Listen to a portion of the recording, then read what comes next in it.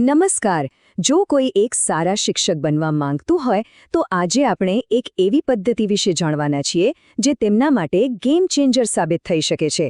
તો ચાલો માઇક્રો ટીચિંગની આખી દુનિયાને બરાબર સમજીએ. ઘણા બધા નવા શિક્ષકો માટે આખા ક્લાસની સામે ઊભા રહીને ભણાવવાનો વિચાર એ જ થોડું ગભરાવી દે એવો હોય છે કે ભાઈ વિદ્યાર્થીઓનું ધ્યાન કેવી રીતે ખેંચીશું, પાઠને રસપ્રદ કેવી રીતે બનાવીશું. પણ એની ચિંતા કરવાની જરૂર નથી, કારણ કે આનો એક બહુ જ સચોટ ઉપાય છે. અને એ પદ્ધતિ એટલે જ માઇક્રો ટીચિંગ. આ એક એવી ટેકનિક છે જે શિક્ષણની આખી મોટી પ્રક્રિયાને નાના સહેલાઈથી સંભાળી શકાય એવા ભાગોમાં વહેંચી દે છે. આનાથી થાય શું?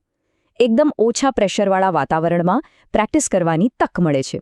તો આજે આપણે આ 5 મુદ્દાઓ પર વાત કરીશું.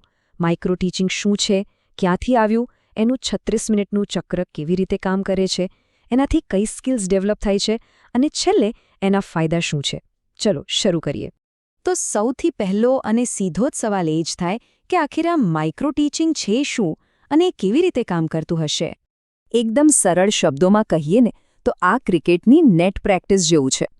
અહીં બધું જ નાનું અને ફોકસ્ડ હોય છે. 5 થી 10 વિદ્યાર્થીઓ, 5 થી 10 મિનિટનો સમય અને ધ્યાન ફક્ત અને ફક્ત એક જ ટીચિંગ સ્કિલ પર. આનાથી આખી શીખવાની પ્રોસેસ બહુ જ સહેલી અને અસરકારક બની જાય છે. આ સરખામણી જુઓ, આનાથી આખો કોન્સેપ્ટ ક્લિયર થઈ જશે. એક તરફ છે આપણો નોર્મલ ક્લાસરૂમ, જ્યાં 40-50 વિદ્યાર્થીઓ હોય છે અને એકસાથે ઘણી બધી બાબતો પર ધ્યાન આપવું પડે. અને બીજી તરફ છે માઇક્રો ટીચિંગ, જે એક સમયે માત્ર એક જ વસ્તુ પર ધ્યાન કેન્દ્રિત કરીને આખી પ્રક્રિયાને કેટલી સરળ બનાવી દે છે. કોઈને ખ્યાલ છે કે ટીચિંગની આ શાનદાર મેથડની શરૂઆત ક્યાં અને કેવી રીતે થઈ હશે? ચાલો એના ઇતિહાસ પર એક નાનકડી નજર નાખીએ.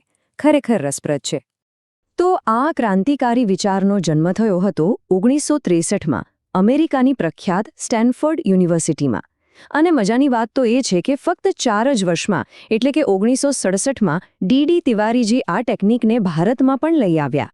આ પદ્ધતિના જે શોધક છે ડ્વાઇટ એલન, એમના આ શબ્દો જ આખી વાતનો સાર છે. અહીં સૌથી મહત્વનો શબ્દ છે માપી શકાય એવી. એટલે કે એક એવી કંટ્રોલ્ડ પ્રોસેસ જેમાં દરેક પ્રયત્ન પછી કેટલો સુધારો થયો એ આપણે સ્પષ્ટપણે જોઈ શકીએ છીએ. અને હવે આપણે આવી ગયા છીએ માઇક્રો ટીચિંગના હાર્ટ પર, એની 36 મિનિટની સાયકલ.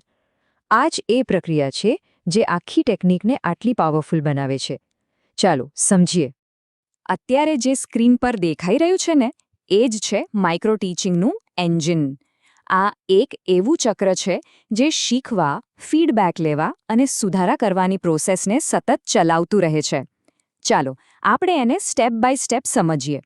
તો આ 5 મુખ્ય સ્ટેપ્સ છે. 5નું પ્લાનિંગ કર્યા પછી આ સાયકલ શરૂ થાય છે અને ટોટલ 36 મિનિટમાં પૂરી થાય છે. ચાલો જોઈએ કે દરેક સ્ટેપમાં કેટલો સમય લાગે છે. સૌથી પહેલા તાલીમાર્થી શિક્ષક 6 મિનિટ માટે વિદ્યાર્થીઓના નાના ગ્રુપને એક નાનો પાઠ ભણાવે છે. અહીં ગોલ એકદમ ક્લિયર હોય છે. કોઈ એક જ સ્કિલ પર ફોકસ કરવું. પાઠ જેવો પૂરો થાય તરત જ 6 મિનિટ માટે ફીડબેક સેશન શરૂ. અહીં નિરીક્ષક અને બીજા સાથીઓ તરત જ જણાવે છે કે શું સારું હતું અને ક્યાં સુધારાની જરૂર છે.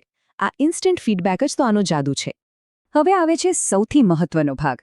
જે ફીડબેક મળ્યો છે એના આધારે પાઠને ફરીથી પ્લાન કરવા, એને વધુ સારો બનાવવા માટે પૂરી 12 મિનિટ મળે છે. આ આખા ચક્રનો સૌથી લાંબો અને કદાચ સૌથી ઇમ્પોર્ટન્ટ ફેઝ છે. હવે તાલીમાર્થી એ જ સુધારેલો પાઠ વિદ્યાર્થીઓના એક નવા ગ્રુપને ફરીથી 6 મિનિટ માટે ભણાવે છે.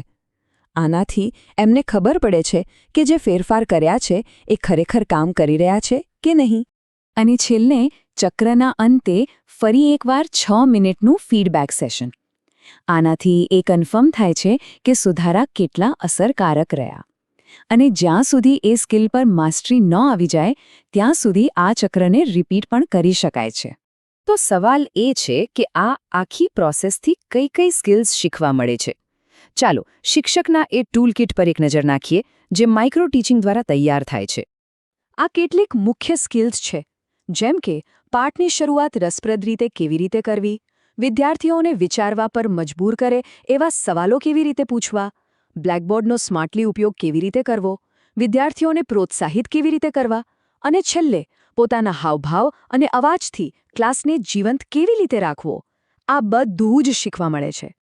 ઓકે, તો આપણે સમજી લીધું કે માઇક્રો ટીચિંગ શું છે, એનો ઇતિહાસ શું છે અને એની પ્રોસેસ શું છે. પણ આખરે આ બધું શા માટે આટલું મહત્વનું છે? રિયલ વર્લ્ડમાં આનાથી શું ફાયદો થાય છે? ફાયદા એકદમ સાફ છે. એ નવા શિક્ષકોના મનમાંથી ડર કાઢે છે, એમનો કોન્ફિડન્સ બૂસ્ટ કરે છે અને તરત જ ફીડબેક મળવાથી ભૂલો સુધારવાની તક આપે છે. ટૂંકમાં તે ટીચિંગ જેવી જટિલ કળાને નાના નાના ભાગોમાં વહેંચીને શીખવા માટે એકદમ સરળ બનાવી દે છે. અને સાચું કહું તો આ જનો સૌથી મોટો ફાયદો છે. માઇક્રો ટીચિંગ એક સેફ ઝોન જેવું છે, એક લેબોરેટરી જેવું, જ્યાં ભૂલો કરવી એ ગુનો નથી, પણ શીખવાની પ્રોસેસનો એક ભાગ છે.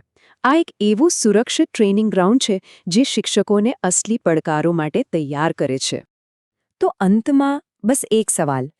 આજના ટેકનોલોજીના યુગમાં જ્યાં એઆઈ અને ડિજિટલ ક્લાસરૂમ છે, ત્યારે શું માઇક્રો ટીચિંગ જેવી માનવ કેન્દ્રિત પદ્ધતિ, જે સીધા ફીડબેક અને પ્રેક્ટિસ પર આધાર રાખે છે, તે પહેલાં કરતાં પણ વધુ જરૂરી નથી બની ગઈ? આ એક વિચારવા જેવો પ્રશ્ન છે, ખરું ને?